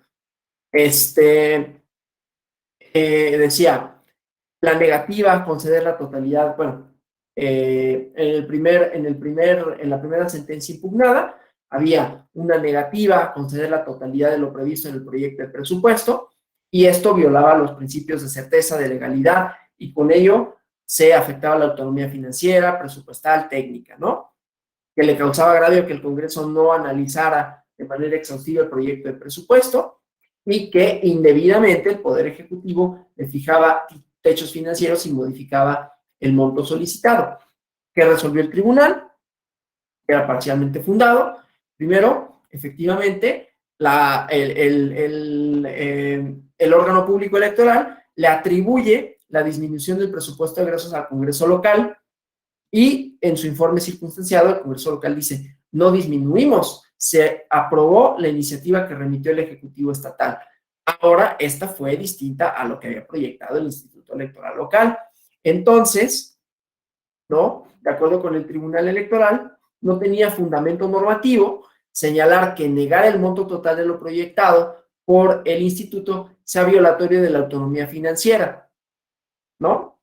Pero es fundado que la disminución del presupuesto se hizo indebidamente fundada y motivada por parte del Congreso del Estado, porque el Congreso ignora, bueno, no toma en cuenta, por un lado, que el instituto local es un órgano dotado de autonomía técnica y gestión, que es independiente del desempeño de sus funciones constitucionales, que tiene la atribución específica de organizar las elecciones locales, que administra, que ejerce de manera autónoma su presupuesto de egresos y que este proyecto se tiene que emitir por el Consejo General, ¿no? Que aprueba el Congreso.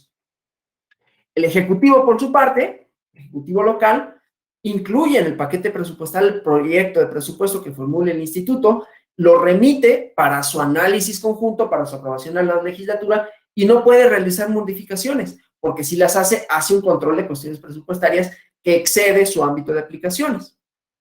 De esta manera, se acredita que efectivamente, en el caso que estamos comentando, que la gobernadora del estado incorpora y remite al Congreso Estatal una propuesta de presupuesto menor a la que había formulada el instituto local, y esa no es una atribución. Esto lo debió advertir el Congreso Estatal al análisis integral, al requerimiento presupuestal del instituto local, y no solo aprobar la propuesta enviada, porque el Congreso tiene sus propias facultades, ¿no? Entonces, como procedió en esta parte, ¿no? El tribunal local, o sea, como fue procedente el argumento relativo a la indebida intervención de la titular del Poder Ejecutivo, entonces el tribunal local determina ya no es necesario pronunciarse relativo a la fijación del techo financiero, que es la parte que el instituto local reclama relativo a la sentencia que dice no fue exhaustiva, ¿no? Pero dice, la determinación de ese límite por sí misma no puede causar un agravio porque el órgano electoral local cuenta con la facultad legal para aprobar su proyecto de presupuesto. Es decir, si bien es cierto que hay una intervención legal por parte de la gobernadora, en este caso, el hecho de que haya autonomía para aprobar su presupuesto quiere decir que no hay un techo que ejerza la o el gobernador, el titular de ejecutivo, en esa aprobación. Lo que pasa es que indebidamente le hizo modificaciones, ¿no? Pero no está fijando ningún techo financiero de ningún tipo, ¿sí? Entonces, es el Congreso, en todo caso, quien tiene la atribución de hacer el estudio pormenorizado sobre la solicitud presupuestaria, de aprobar el presupuesto de egresos y no se puede considerar que la determinación del techo financiero por parte del titular del Ejecutivo es un acto definitivo, además, ¿no? En todo caso, ese recorte tendría que haber sido discutido, aprobado o no por el Poder Legislativo, ¿no? Claro, no por parte del Ejecutivo. Entonces, primero, no hay una vulneración a estos principios de exhaustividad y congruencia porque se analizó lo relativo a los argumentos, ¿no? O sea, la actuación, los agravios en contra de la actuación del titular del Poder Ejecutivo para fijar techos financieros, sin tener facultades para ello, sí fueron motivo de pronunciamiento. Primero que nada, en la sentencia se reconoce que la función del titular del Poder Ejecutivo se limita a incluir el paquete presupuestal en el proyecto de presupuesto que primero formula el órgano electoral local, a efecto de remitirlo, ¿no? Para que sea analizado y aprobado por la legislatura. Y no se pueden hacer modificaciones porque entonces estamos en un exceso de ámbito de atribuciones que corresponde al Poder Legislativo local analizar de manera integral el presupuesto de egresos del instituto local y realizar los ajustes que sean necesarios de conformidad con la normativa. Y entonces, en este caso, sí se resolvió que por sí mismo el techo financiero no es un agravio porque en todo caso está sujeto a la discusión del Congreso, ¿sí?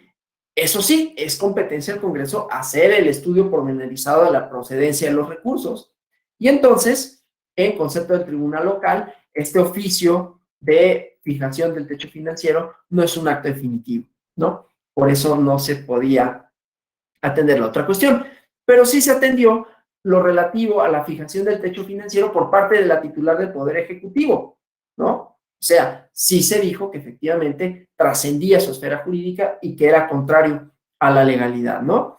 Entonces, ahí nada más decir que el presupuesto que se fije en favor del instituto es un acto que no compete al Ejecutivo, ¿no?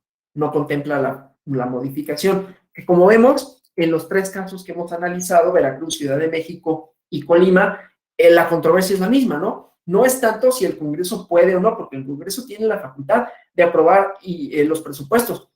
Aunque hubiera una reducción presupuestal, ese acto por sí mismo no es impugnable. Te puede afectar, por supuesto, porque es una merma de recursos, pero esa es la facultad del Congreso, ¿no? No hay una obligación del Congreso y ya vimos cuáles eran los demás elementos de los presupuestos, y claro, el aspecto político, que ya vimos, que se entrecruza también con una idea de austeridad republicana.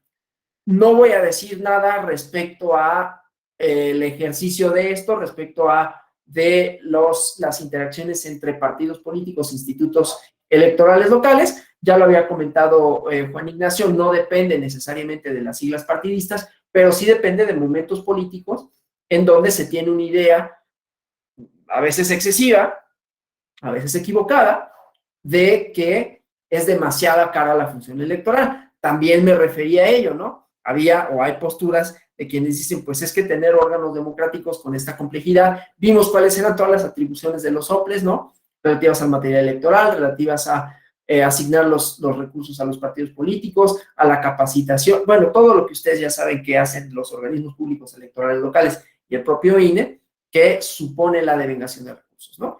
También hay controversias políticas en otro sentido, relativas a remuneraciones, con esas no me voy a meter.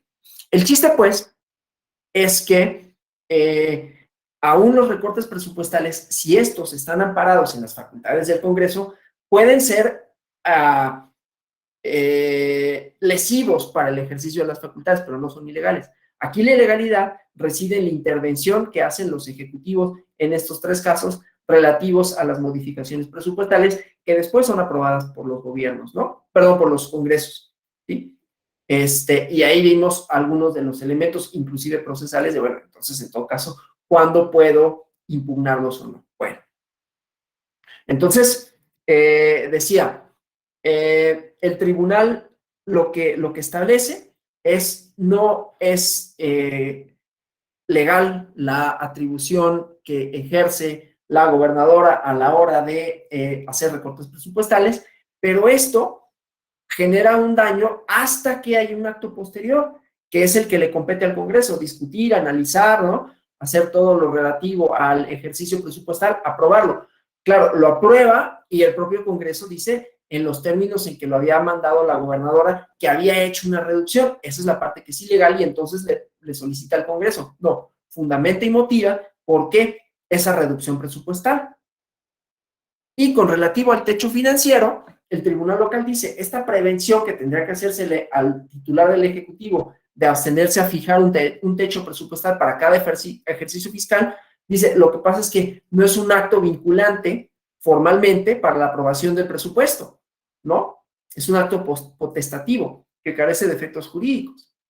Entonces, el tribunal local decía, no emite esta prevención porque la opinión que hace el Ejecutivo no tendría que haber sido tomada en cuenta por el Congreso, ¿no?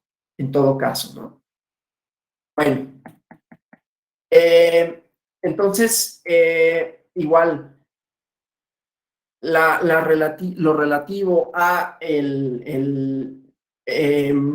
¿cómo se llama? A la respuesta del Congreso, dice, el tribunal local no observa que en el decreto impugnado el Congreso local fija el presupuesto de egresos para el instituto local y separa esta parte del financiamiento público ordinario de los partidos con el gasto operativo, ¿no? Y que dice es un exceso de atribuciones porque forma parte de su patrimonio.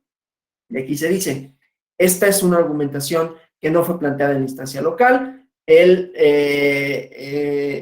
trata de un argumento novedoso y por lo tanto no se puede pronunciar sobre eso, ¿no? O sea, en la demanda primigenia no se habían hecho valer esos conceptos relativos al Congreso, sino que se controvirtió la constitucionalidad de la disminución del presupuesto que había aprobado el Congreso con relación a las facultades que no tenía la autoridad, bueno, la autoridad administrativa local, el Poder Ejecutivo local, y entonces ese concepto no puede estudiarse, ¿no? Queda de todas maneras ahí como planteado de si es patrimonio o no de los soples esta cuestión. Bueno, vamos a ir cerrando. Las controversias que analizamos, las cuestiones relativas al presupuesto, ¿no? Que suponen interacciones entre autoridades, pero que ya dijimos que además la propia naturaleza jurídica, el propio diseño de los organismos constitucionales autónomos, ¿no? Que les brinda de una serie de facultades, que tienen una serie de atribuciones, pero que también establece que la cuestión presupuestal está sujeta, esta sí, a una aprobación por parte del Congreso. En todo caso, lo que se tiene que saber para efectos de una vulneración o no de la esfera jurídica de los organismos constitucionales autónomos es qué autoridad interviene.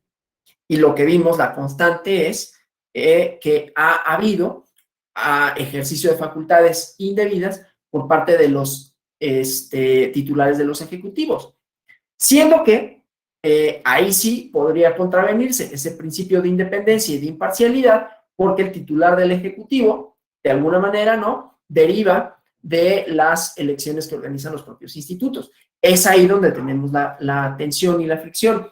Claro, también cuanto hace al ejercicio de recursos, pero estos por sí mismos no son materia de impugnación o no serían materia de impugnación si provienen de un acto cierto como es la aprobación que el Congreso hace de los mismos. Aquí de lo que se trata, en cuanto hace a el ejercicio, al presupuesto, a la independencia, a la imparcialidad de los órganos, es que no intervenga otro que no sea quien tiene la facultad expresa para aprobar los presupuestos respectivos, ¿no? Otra vez, la idea de los organismos constitucionales autónomos, la idea primigenia, tanto a nivel local como a nivel federal, es limitar al Poder Ejecutivo, esencialmente, ¿no?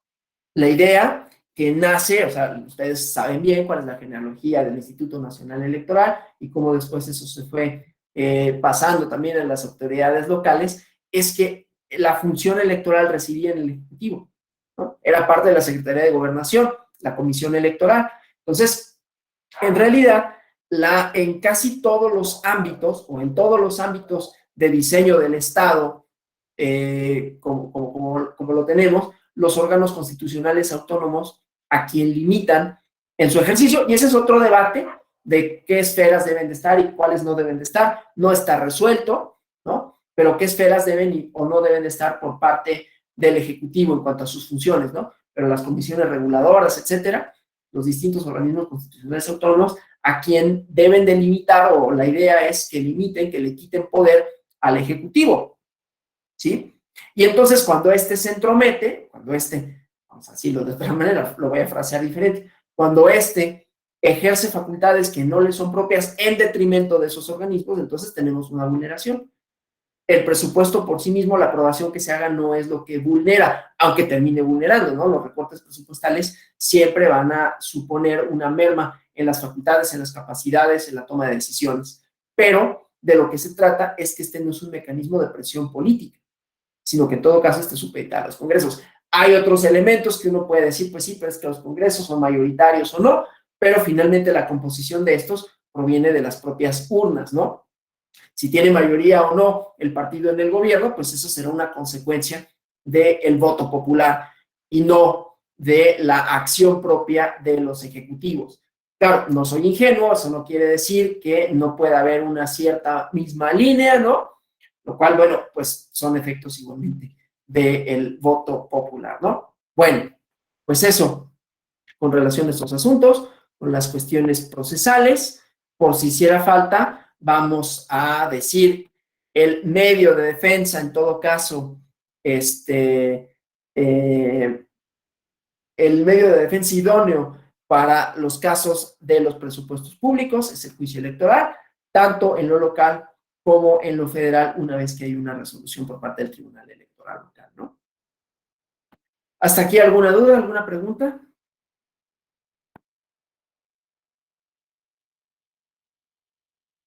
¿Todo bien? Bueno, pues hoy se nos acabó el tiempo un poquito antes de lo normal, pero no hay ningún problema. Pues les agradezco su participación. Espero que más o menos no hayan quedado como planteados los principios del presupuesto, quienes intervienen y luego las controversias que ha habido con relación a estos, ¿no? Que insisto, se centran sobre todo en qué tanto los poderes ejecutivos a nivel local pueden o no intervenir. Ya vimos cuál es la interpretación del 116, ya vimos que no pueden intervenir aunque lo hagan, y todas las leyes que instrumentan la participación de los distintos autoridades, ¿no? Sí, Carla Denise Martínez, por favor. Gracias, doctor Alfonso. Pues, primeramente, nada más para agradecer. Creo que es un tema muy interesante y importante, que en ocasiones no le tomamos tanta importancia y tiene mucha trascendencia en la cuestión del presupuesto de los organismos autónomos, principalmente locales, y todas las situaciones y los casos que nos planteó. Creo que si hay compañeros de UPRES o de tribunales, yo creo que los mismos, ellos pueden ver cómo se parecen, ¿no?, en esas situaciones. Y la verdad quiero agradecer porque sí, su clase tanto del viernes como de hoy estuvo muy interesante, muy exacta, con puntos muy importantes que en ocasiones cuando nos dedicamos a esto no le tomamos mucha importancia o trascendencia cuando tiene un impacto muy importante, porque es un presupuesto, pues no podemos hacer nada. Entonces le agradezco por estas clases que estuvieron muy exactas, muy precisas, y nos amplió un panorama más amplio de las situaciones o controversias que se pueden o que se han planteado, ¿no? Que en ocasiones desconocemos o pensamos que como organismos locales autónomos no se puede controvertir, ¿no? Y ver que también ya se ha tenido una postura por parte de Sala Superior, como nos explicó en el caso de la Ciudad de México, que creo que fue el que más sonó en este tipo de temas. Y es una situación que yo creo que todos los organismos locales dijimos, oye, pues es que a mí también me pasa, ¿no? Claro. Ya se aprobó, pero no me han dado todo el recurso, me lo dan por partes y eso me está limitando mucho mi cuestión operativa. Entonces creo que, aunque este tema se puede considerar como que, es cuestión administrativa y eso, yo creo que, yo siempre he pensado, la materia administrativa va muy de la mano con la jurisdiccional y operativa, porque sin el recurso no se puede hacer nada. Entonces, la verdad, agradezco que nos hayan impartido estas dos clases muy exactas. Muchas gracias, sería cuanto. Gracias. Digo, un aspecto como muy normativo, ¿no? Muy de los pasos, de la instrumentación, pero gracias. Y bueno, la parte conceptual que vimos el día viernes. Carlos Oropesa, por favor. Muchas gracias, doctor Alonso. Un gusto siempre escucharte. una exposición muy técnica. Compañeras, compañeros, muy buenas tardes. Pues mira, aquí lo que se trasluce y queda muy claro es viejos modelos y nuevos modelos, ¿no? Por un lado, una cierta tendencia de todavía algunos titulares de ejecutivos estatales tratando de intervenir en funciones constitucionales de los OPLES. Y por el otro lado, también unos OPLES que a lo mejor no han percibido a plenitud un gran reclamo social y popular de que las elecciones nos cuestan mucho. Entonces, fíjate, dos cuestiones que están así como colisión de derechos, doctor. Por un lado, la ciudadanía que dice, sí, queremos una sociedad más democrática, pero racionalmente invirtiendo mejor sus recursos. O sea, no tanto dinero para procesos electorales. Y por el otro, la vieja herramienta política de algunos gobernadores con inercias de querer controlar vía presupuestal la actuación de los OPLES en cada una de sus entidades federativas. Entonces aquí el gran debate en que entramos con todo este andamiaje técnico, administrativo, legal, es si vamos hacia un modelo que refuerce la autonomía de estos órganos públicos locales electorales, pero al mismo tiempo estos órganos públicos locales electorales racionalizan el ejercicio de los recursos públicos y en esta ponderación de derechos decir, ¿a qué le vamos a invertir más? ¿Salud, educación, seguridad, democracia? Esa constitucionalmente es una facultad de los congresos, de los legislativos en cada entidad federativa. Estamos en medio de ese debate y ojalá la sociedad mexicana encuentre las mejores fórmulas. Es cuanto, gracias. No, gracias a ustedes por su participación. Estoy totalmente de acuerdo, ¿no? Este tipo de modelos, las dificultades, las implicaciones que tienen. Gracias, como siempre, por las participaciones, Carlos, Denise. Juan Ignacio. Pues primero que nada, mi reconocimiento por tratar de hacer más simple este tema que es tan técnico y que además de esa complejidad técnica tiene una complejidad política, ¿no? Entonces aquí eso es lo que lo vuelve todavía mucho más difícil porque tú tienes que desarrollar una actividad presupuestal a partir de tu visión, que no necesariamente es la misma visión de quienes tienen la facultad de presupuestar a las instituciones. Entonces, creo que ahí ya hay un conflicto, ¿no? Y sirve de esto porque quienes nos estamos formando en esto, en algún momento se pudiera ocupar un espacio en las instituciones electorales administrativas, tenemos que tener muy claro este componente, la suma del componente técnico más la suma del componente político. Y a partir de eso también creo que muchas veces lo que ha fallado es la comunicación institucional para poder decir y poder que la sociedad resuelva el dilema si de verdad la democracia es muy cara o saldría más caro no tener democracia. Ya lo dijo Carlos, creo que es muy acertado su comentario respecto de estas dos visiones y este dilema social, ¿no? Entonces, eso creo que queda para la reflexión de todos y cada uno de nosotros, cómo resolver esta situación. Sí, de acuerdo, muchas gracias por las participaciones y efectivamente, ¿no? Estos elementos siguientes políticos, porque el criterio para el establecimiento de un presupuesto, ya lo vimos, es técnico eminentemente. O sea, cuando se propone, cuando se presupuesta, que se hace la proyección presupuestal, pero luego pasa por este otro aspecto, ¿no? Bueno, pues muchísimas gracias otra vez por las intervenciones, por las participaciones, por la asistencia, por los comentarios. Y bueno, los aspectos jurisdiccionales que también espero hayan quedado claros, ¿no? Conceptuales de cuáles son las atribuciones de cada quien, cuáles son los calendarios y cuáles son otros conceptos que pueden mediar en esta parte, como el caso de Ciudad de México, que efectivamente, como lo dijo la compañera Denise, fue muy sonado porque además tuvo repercusión mediática, ¿no? Las personas del OPLE quedaron ahí, ya lo había comentado el viernes, ¿no? Quedaron ahí varadas porque los partidos políticos, como no les habían entregado sus recursos, pues hicieron una manifestación y no los dejaban salir y entonces eso tuvo tuvo resonancia, pero bueno, ya vimos cuáles son los aspectos jurisdiccionales que se dirimieron ahí. Bueno, pues hasta la próxima, muchas gracias y pues que tengan un feliz inicio de semana y hasta la siguiente. Yo sé que nos vamos a seguir viendo. Gracias. Muchas gracias. Gracias, Buenas doctor tardes Moyer. a todas, a todos. Gracias, Mina. Excelente Hasta semana. mañana, cuídense. Hasta mañana.